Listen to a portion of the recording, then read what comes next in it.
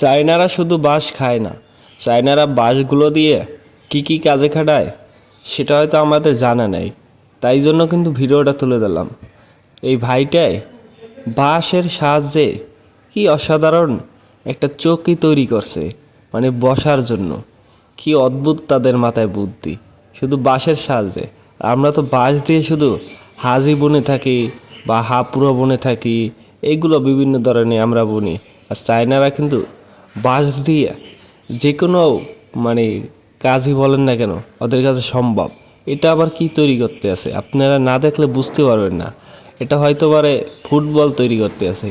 কি অসাধারণ, কি অদ্ভুত তাদের মাথায় বুদ্ধি আল্লাহ তাআলা দিয়ে থেছে।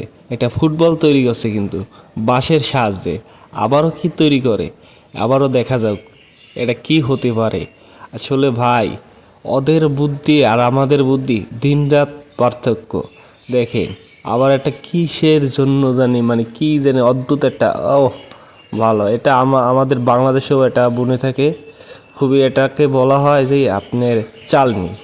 সেই চালনিটা কিন্তু তারা তৈরি করতে পারে। মানে আমরা যে একারা পারি তা না, তাদের চালনিটা কিন্তু আরো মজবুত হতে পারে। এটা কি তৈরি হচ্ছে এটা না দেখলে হয়তো বোঝা যাবে না। কি অদ্ভুত একটা ঝাঁপি তৈরি করে ফেলাইলো বাঁশ দিয়ে। কি অসাধারণ তাদের বুদ্ধি।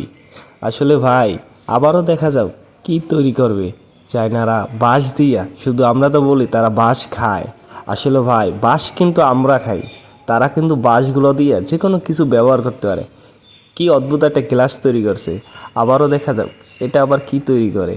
হায় রে ভাই, চায়নাদের বুদ্ধি আজকে দেখাবো আপনারা আজকে যদি ভিডিওটা না দেখেন খুবই মিস করে ফেলাইবেন। মানে এমন কিছু বাত নাই যে তারা না পারে তৈরি করতে। আজকে আপনারা দেখতেই হবে এই ভিডিওটা, তাদের মাথার